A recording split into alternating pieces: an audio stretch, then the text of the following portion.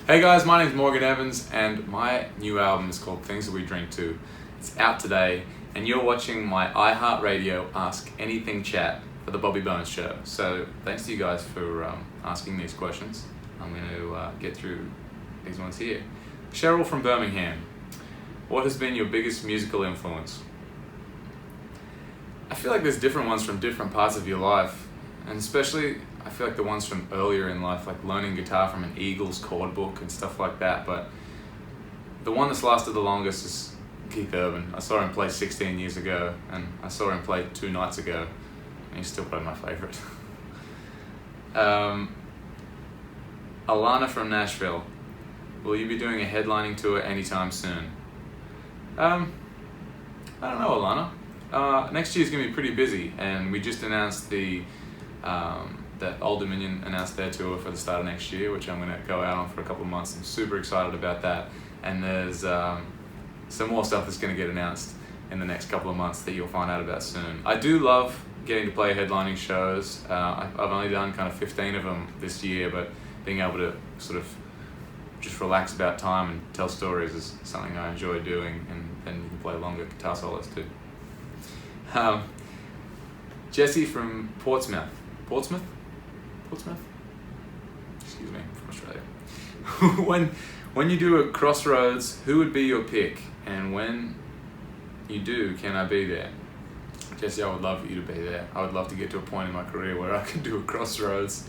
I would love to do a Crossroads with Andy Grammer. I've been listening to his music a lot lately. I love the way he makes the super catchy pop songs, but they all make you feel good. They're like a positive message. So, Andy Grammer. John from Jackson, what are your hobbies?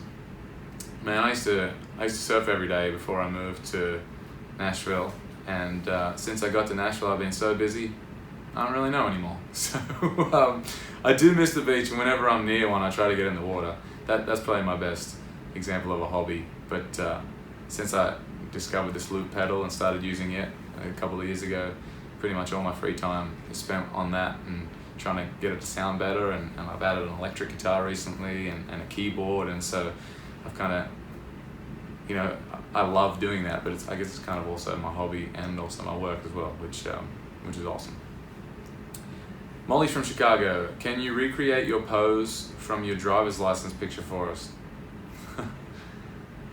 Yeah, I just did this the other day actually. I got a new one, and I don't know. What do you do? The guy's like, can you just sit there for a second? And you're like, and he's like, you're done. So it's probably something like that. I have no idea. Jenny from Indianapolis, what are your pre-show rituals? This is so weird because when I used to play with the band, it was like always this moment of like, okay, let's make this the best show we've ever played, and kind of all get on the same page. But since I started playing by myself with this loop pedal, it's really just me. It's really weird when you talk to yourself too. So I kind of just sit in the dressing room playing. I usually play guitar and sing for about half an hour before, and while I'm doing that, I'm generally eating corn chips. All right, Madeline from Las Vegas, how do you choose which concerts to meet fans at? I just want to meet you someday. It's usually to do with whether or not I'm allowed. Like some venues don't let you come out after the show because they don't. It's something to do with like fire codes and stuff like that. But I've been on the road all year with Chris Young and Kane Brown, and pretty much every venue has allowed me to come out after the show when Chris is finished playing to meet as many people as I can.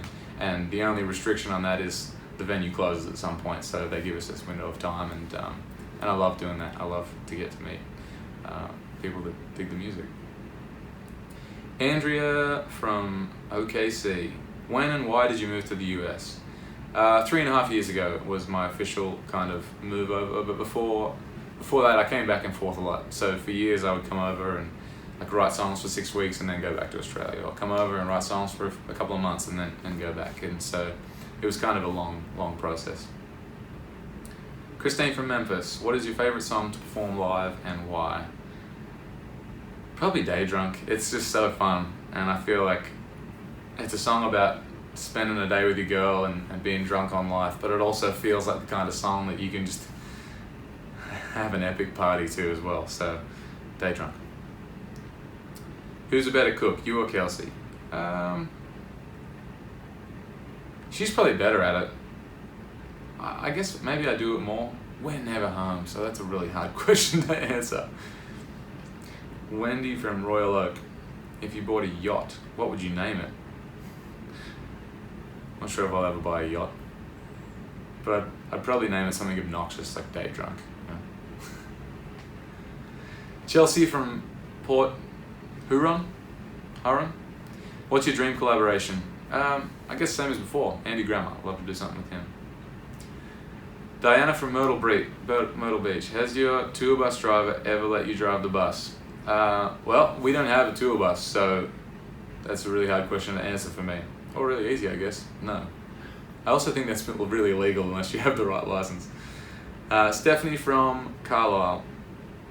As a person that has gotten the privilege of meeting you and seeing you perform live over 10 and counting times, Stephanie, you legend.